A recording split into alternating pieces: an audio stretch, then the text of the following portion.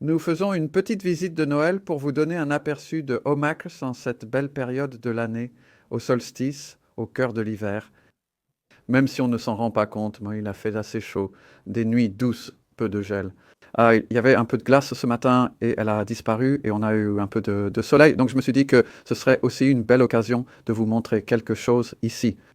Par exemple, je teste différents composts dans ces caisses. Une excellente méthode pour cultiver de la salade. On tapisse la caisse de papier journal, on ajoute du compost et les plants, ici plantés en octobre. Je les ai déjà récoltés une fois avec divers composts.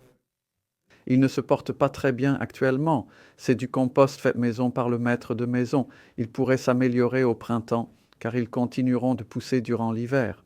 Celui qui va le mieux actuellement, c'est le compost de champignons frais. Je pense que cela vient surtout de la bonne structure apportée. Il reste encore des morceaux de paille et celui-ci s'en sort bien. C'est du compost pur de déchets verts, ceci sans compost. Rien d'autre ajouté, aucun engrais ni rien.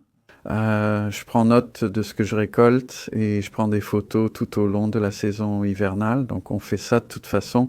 On cueille des salades d'hiver tout le temps. Comme les pois pour les pousses dans un plateau à noix. Et les pois d'ailleurs sont très résistants au gel. Donc j'ai semé encore des pois là-bas.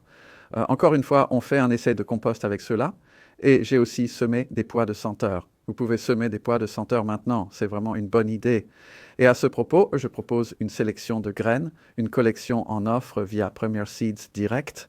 Ils m'ont contacté cet été et je n'avais pas beaucoup utilisé leurs graines.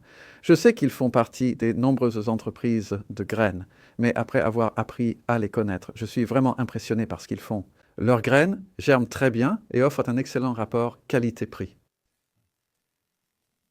Et aujourd'hui, c'est un grand jour de récolte de salade. Ici, Adam et Tarine sont occupés là-dedans. Vous pouvez voir le avant et après de chaque côté du milieu, et c'est la quatrième fois qu'on récolte ces feuilles.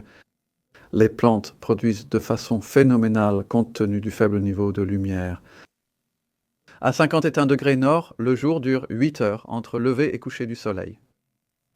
Même si nous n'avons pas eu beaucoup de gel, cela ne veut pas dire qu'il fait chaud.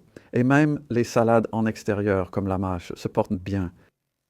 Encore une fois, celle-ci a déjà été récoltée une fois. Donc on passe et on coupe la plus grosse.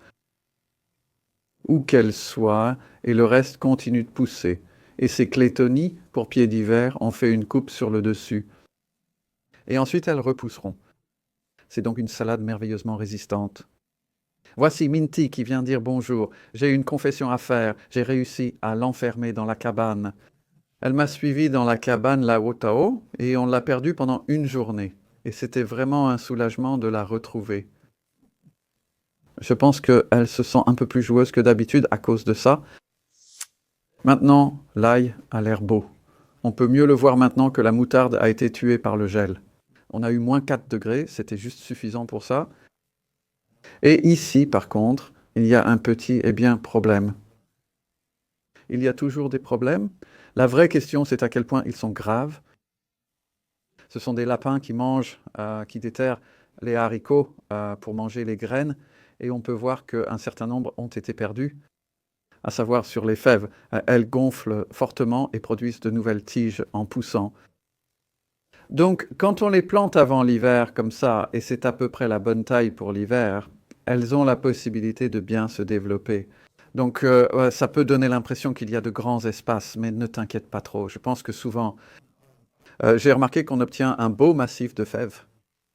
Actuellement, ici, vous pouvez voir que nous avons étalé du compost. Donc, c'est du compost appliqué récemment, principalement fait maison, assez grumeleux, mais c'est tout à fait correct. Ça peut être comme ça. Casser les grumeaux, certainement pas plus gros que ça, mais le temps pendant l'hiver va l'attendrir. Et en fait, c'est un lit qui a été étalé quelques semaines plus tôt, et vous pouvez voir comment il s'est aussi tassé. Ça paraît toujours plus volumineux quand on le met au début. Vous pourriez penser que vous en mettez beaucoup. Environ 2,5 cm, c'est la profondeur atteinte une fois tassé. C'est ouvert parce que ça va être cueilli. Je vais devoir m'y mettre sérieusement. Je vois qu'on a une grosse commande aujourd'hui pour de la salade et je vais juste finir sur la belle note de ces légumes de plein air. choux qui se font encore manger.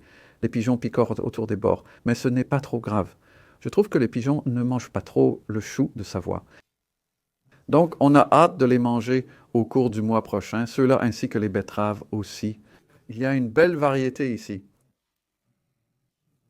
C'est ça? Oui, difficile à dire avec ce temps. C'est la Cheltenham à sommet vert, les feuilles ont pâli. Oui, ça s'est cassé. On voit que c'est une betterave longue. Si tu peux avoir celle-ci, sa saveur est magnifique. Elle est plus douce et tendre que les grosses rondes. Elles résistent au gel, car elles sont un peu plus enfoncées dans le sol. Je ne me presse pas pour les récolter. Ici, on peut descendre à 5 degrés, elles le supportent. J'espère que vous passerez de belles fêtes. On se revoit le 26